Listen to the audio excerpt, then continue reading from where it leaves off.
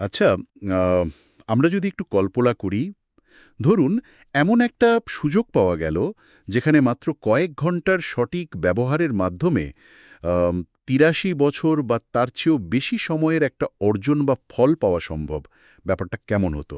মানে গাণিতিক হিসাব করলে ৮৩ বছর তো প্রায় একটা আস্ত মানব জীবন। একদম তাই। তার মানে সারা জীবনের একটা কাজ বা সাধনা যেন মাত্র এক রাতের মধ্যে সংকুচিত হয়ে আসছে। হ্যাঁ, শুনতে অনেকটা ওই সাই-ফাই মুভির টাইম ডাইলেশন বা সময় সম্প্রসারণের মতো মনে হতে পারে। রাইট। আর আজকের এই গভীর বিশ্লেষণে আমরা ঠিক এরকমই দারুণ একটা ধারণা নিয়ে কথা বলতে যাচ্ছি। অসাধারণ একটা টপিক। তো আজকের আলোচনার মূল সোর্স বা উৎস হিসাবে আমরা বেছে নিয়েছি ইসলামিক 7 নামের একটা ইউটিউব চ্যানেলের ভিডিও ট্রান্সক্রিপ্ট। আচ্ছা। এই সোর্সটার মূল লক্ষ্য হল রমজান মাসের শেষ 10 দিনের যে আধ্যাত্মিক তাৎপর্য আছে সেটা নিয়ে কথা বলা, আর এই সময়ে করণীয় 10টি সুনির্দিষ্ট কাজ বা ইসলামিক পরিভাষায় যাকে আমল বলা হয়, তার একটা খুব স্পষ্ট রূপরেখা তুলে ধরা হয়েছে এখানে। এই সোর্সটা আমার কাছে ব্যক্তিগতভাবে খুব ইন্টারেস্টিং লেগেছে, কারণ যারা খুব দ্রুত কিন্তু গভীরভাবে কোনো কাঠামো বুঝতে ভালোবাসেন, তাদের জন্য এটা একটা মাস্টারপিস। হ্যাঁ, ঠিক। মানে এখানে কেবল কিছু বিমূর্ত ধর্মীয় বা তাত্ত্বিক দর্শনের কথা বলা হয়নি, বরং ভক্তি বা এবাদতকে কিভাবে একটা সুনির্দিষ্ট ধাপে ধাপে অনুসরণ করার মতো কর্মপরিকল্পনায় রূপান্তর করা যায়, সেই জিনিসটা দেখানো হয়েছে। একদম প্র্যাকটিক্যাল একটা গাইডলাইন যাকে বলে। হ্যাঁ, ঠিক তাই। তো আমরা সরাসরি সেই কর্মপরিকল্পনা বা মেকানিজমগুলোতে ঢুকে যাই। তবে তার আগে প্রেক্ষাপটটা একটু ক্লিয়ার করা দরকার। এই যে শেষ 10 দিনের এত আয়োজন, এর পুরো কেন্দ্রবিন্দুতে কিন্তু রয়েছে লাইলাতুল কদর বা মহিমান্বিত রাত। হুম, যেটাকে ওই হাজার মাসের চেয়ে উত্তম বলা হয়। এক্স্যাক্টলি। সোর্স অনুযায়ী এই সময়টা শুরু হলেই রসুল সাল্লাল্লাহু আলাইহি ওয়াসাল্লাম তার ইবাদত বহুগুণ বাড়িয়ে দিতেন। একটা খুব চমৎকার রূপক ব্যবহার করা হয়েছে এখানে। তিনি নাকি কোমর শক্ত করে বাঁধতেন এবং পরিবারকে জাগিয়ে দিতেন। কোমর শক্ত করে বাঁধা, খুব পাওয়ারফুল একটা মেটাফোর। তাই না? এটাকে যদি আমরা আধুনিক যুগের সাথে মেলাই, তাহলে অনেকটা ডিপ ওয়ার্ক বা মাঙ্ক মোডে চলে যাওয়ার মতো শোনায়। হ্যাঁ, পুরোপুরি সবকিছু থেকে নিজেকে গুটিয়ে একটা নির্দিষ্ট লক্ষ্যের দিকে ফোকাস করা।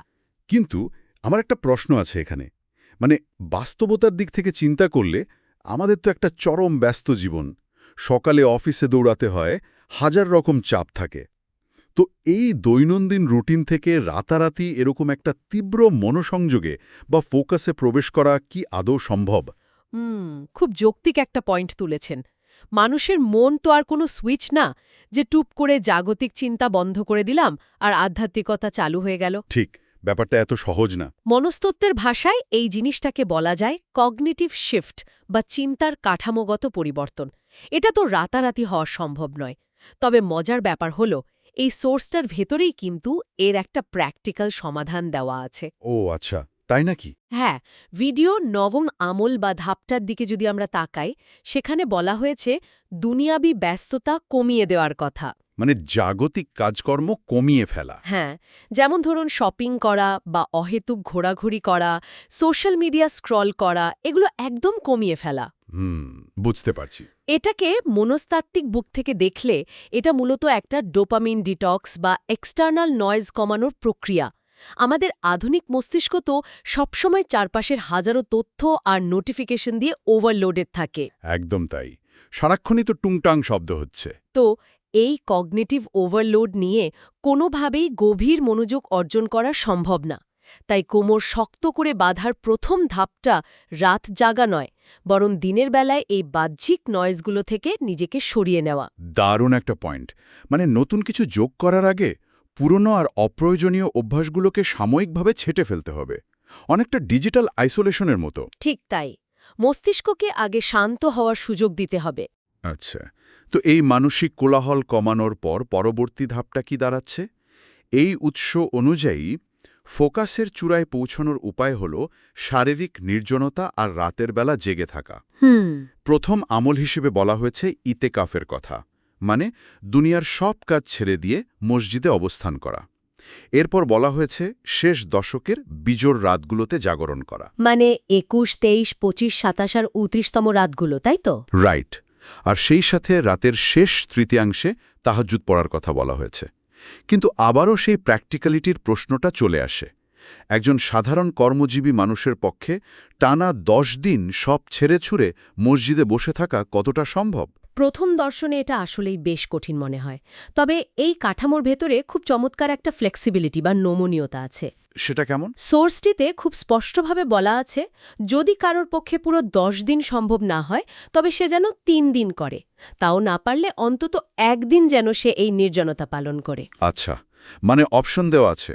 হ্যাঁ, এমনকি যদি মসজিদে যাওয়া একেবারেই সম্ভব না হয় তবে নিজ ঘরে ফোন বা টিভি বন্ধ করে একটা নির্দিষ্ট স্থানে বসে এই সময় কাটানোর কথা বলা হয়েছে। বাহ, এটা তো খুব প্র্যাকটিক্যাল। একদম। নিজের ওই চিরচেনা পরিবেশ বা ড্রয়িং রুমের কোলাহল থেকে নিজেকে সরিয়ে একটা নির্দিষ্ট গণ্ডিতে আবদ্ধ করা, মনোবিজ্ঞানের ভাষায় একে বলে প্যাটার্ন ইন্টারাপ্ট। Pattern interrupt? হ্যাঁ, মানুষ যখন তার অভ্যস্ত পরিবেশ থেকে বেরিয়ে একটা নিয়ন্ত্রিত পরিবেশে যায় তখন ব্রেন স্বয়ংক্রিয়ভাবে নতুন কিছু রিসিভ করার জন্য প্রস্তুত হয়ে যায়। ওয়াও, প্যাটার্ন ইন্টারাপ্টের এই ধারণাটা বেশ চমৎকার। তো এই পরিবেশ পরিবর্তনের পর যখন রাতের ইবাদত বা তাহাজ্জুদের প্রসঙ্গ আসে, সোর্সে একটা খুব শক্তিশালী ঐতিহাসিক তথ্য উঠে এসেছে। কোন তথ্যটা? বলা হয়েছে রাসূল সাল্লাল্লাহু আলাইহি সাল্লাম রাতের বেলা এত দীর্ঘ সময় ধরে দাঁড়িয়ে তাহাজ্জুদ পড়তেন যে তার পা ফুলে যেত। হ্যাঁ, এটা বেশ বিখ্যাত একটা ঘটনা। তো যখন তাকে জিজ্ঞেস করা হলো যে আপনার তো কোনো ভুলের দায় নেই, তবু আপনি এত কষ্ট কেন করছেন, তার উত্তর ছিল, আমি কি কৃতজ্ঞ বান্দা হব না? এই জায়গাটিতে এসে আসলে একটা ধাক্কা লাগে। মানে কেবল একটা ধর্মীয় বাধ্যবাধকতার জায়গা থেকে তো মানুষ এত চরম শারীরিক কষ্ট সহ্য করতে পারে না। এই যে কৃতজ্ঞতাবোধ, এটা কিভাবে একজন মানুষকে এমন শারীরিক সীমাবদ্ধতা অতিক্রম করার চালিকা শক্তি দেয়? এর উত্তরটা লুকিয়ে আছে মানুষের একদম গভীর মনস্তত্ত্বে। ধরুন, বাধ্যবাধকতা বা ভয় থেকে মানুষ হয়তো কিছু নিয়ম মেনে চলে, কিন্তু সেটার একটা লিমিট থাকে। রাইট। যখন কোনো কাজ কেবল কর্তব্যের খাতিরে করা হয় তখন তা একসময় একটা ক্লান্তিকর বোঝায় পরিণত হয়। কিন্তু অন্যদিকে কৃতজ্ঞতা হলো একটা ভীষণ স্বতঃস্ফূর্ত আবেগ। মানে ভেতর থেকে আসে। ঠিক, কেউ যখন অনুভব করে যে সে যা পেয়েছে তা তার পাওনার চেয়ে অনেক বেশি, তখন ওই ঋণ স্বীকার করার একটা তাড়না তৈরি হয়। আর সেই তাড়না শারীরিক কষ্টকেও ছাপিয়ে যায়। দারুণ বলেছেন। বা কঠোর তপস্যা হিসাবে দেখানো হয়নি, বরং এটা হলো স্রষ্টার সাথে একটা গভীর একান্ত কথোপকথন। সোর্সে একটা খুব শক্তিশালী রূপক ব্যবহার করা হয়েছে রাতের শেষ ভাগে স্রষ্টার প্রথম আসমানে নেমে আসার কথা। হ্যাঁ, যেখানে বলা হয়েছে স্রষ্টা জিজ্ঞাসা করেন, কে আছো ক্ষমা চাওয়ার, আমি ক্ষমা করব। ঠিক, এই রূপকটা কিন্তু আধ্যাত্মিক সংযোগের চরম একটা মুহূর্তকে বোঝায়। একদম, একটা পরম ঘনিষ্ঠতার মুহূর্ত। চারদিক যখন একেবারে শান্ত, দিনের বেলার কোনো হর্ন বাজার শব্দ নেই, ঠিক সেই সময়টাতে মানুষের মস্তিষ্ক সবচেয়ে বেশি রিসেপটিভ থাকে। ঠিক তাই। তো এই একান্ত সংযোগের সময়টাতে ঠিক কি করা উচিত তা নিয়েও কিন্তু ভিডিওটাতে স্পষ্ট দিক নির্দেশনা আছে। শারীরিক নির্জনতার পর এবার আসে মৌখিক বা আত্মিক সংযোগের বিষয়টি। হ্যাঁ, যেমন চতুর্থ আমল হিসাবে বেশি বেশি কোরআন তেলাওয়াত করার কথা বলা হয়েছে, বিশেষ করে অর্থ বুঝে পড়ার উপর খুব জোর দেওয়া হয়েছে। রাইট। তবে আমার মনোযোগ সবচেয়ে বেশি কেড়েছে একটা নির্দিষ্ট দোয়া। এটা হলো পঞ্চম আমল লাইলাতুল কদরের একটা বিশেষ দোয়া, যা আয়েশা রাদিয়াল্লাহকে শেখানো হয়েছিল। দোয়াটা হলো, হে আল্লাহ, আপনি ক্ষমাশীল এবং ক্ষমা করতে ভালোবাসেন, তাই আমাকে ক্ষমা করে দিন। এক্স্যাক্টলি। এটা খেয়াল করে দেখুন কতটা সংক্ষিপ্ত। এটাকে অনেকটা একটা এলিভেটর পিচের সাথে তুলনা করা যায়। হ্যাঁ, এলিভেটর পিচ, দারুণ একটা উপমা। মানে সময় খুব কম, অথচ প্রয়োজনের গুরুত্ব অনেক বেশি। তাই কোনো ভনিতা না করে একদম মূল কথাটা সরাসরি বলে ফেলা হচ্ছে। কিন্তু আমার একটা খটকা লাগে এখানে। কিরকম?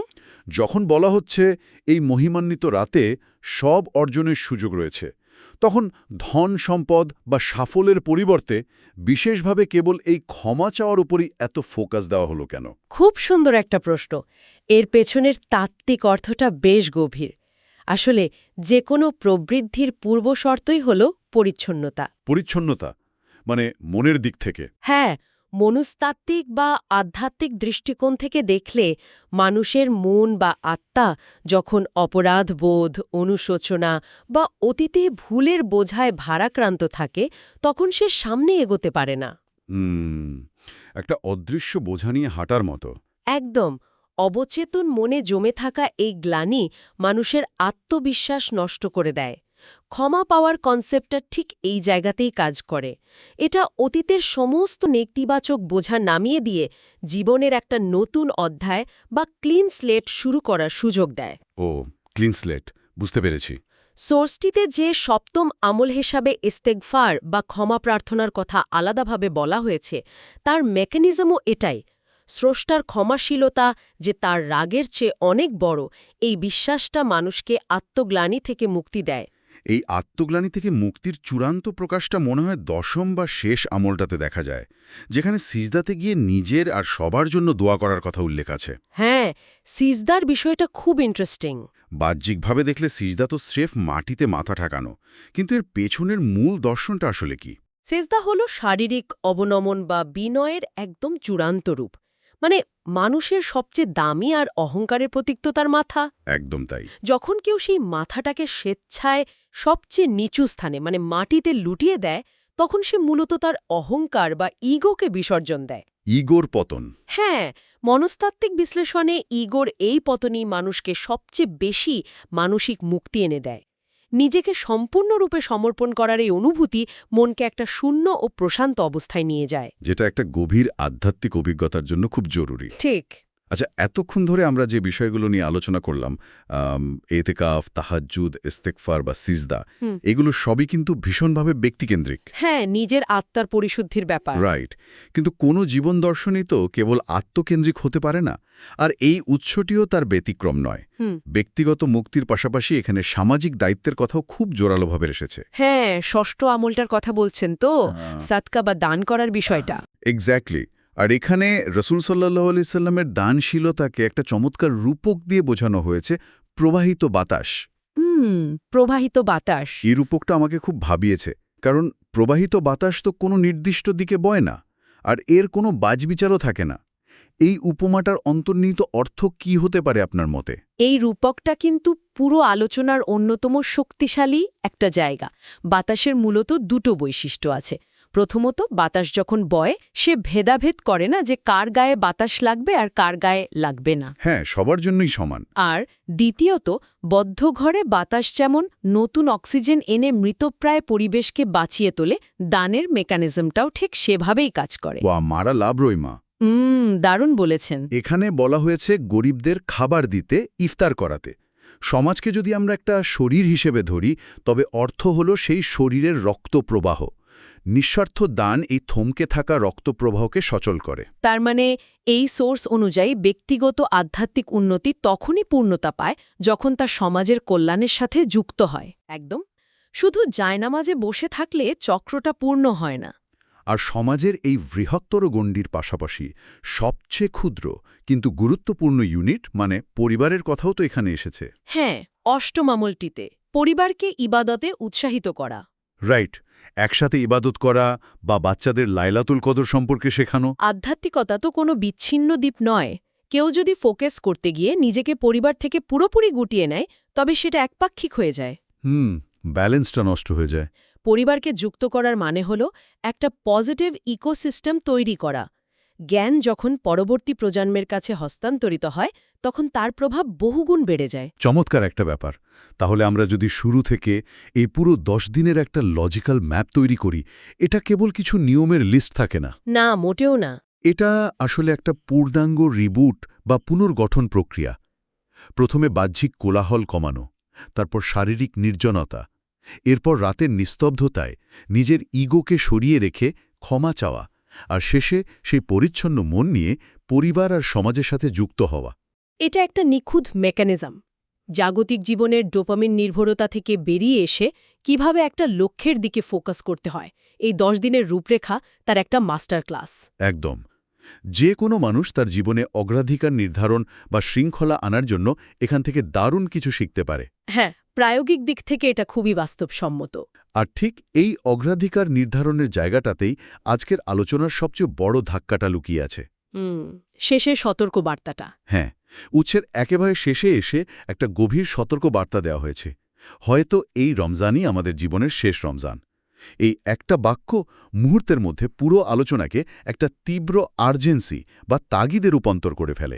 রাইট, এটা হলো স্ক্যারাসিটি বা সীমাবদ্ধতার মনস্তত্ত্ব। বিষয়টা একটু বুঝিয়ে বলবেন? যখন মানুষ বুঝতে পারে যে কোনো একটা সুযোগ সে হয়তো আর জীবনে পাবে না, তখন তার অবচেতন মন স্বয়ংক্রিয়ভাবেই অপ্রয়োজনীয় বিষয়গুলোকে বাদ দিয়ে দেয়। মানে ফোকাসটা একদম শার্প হয়ে যায়। একদম। মৃত্যুচিন্তা বা সময়ের এই চরম সীমাবদ্ধতা মানুষকে তার আসল লক্ষ্যগুলোর প্রতি 100% সৎ হতে বাধ্য করে। সত্যি কথা। আর এই সীমাবদ্ধতার উপলব্ধি থেকেই আজকের পর্বের শেষে আমরা একটা চিন্তার খোরাক রেখে যেতে চাই।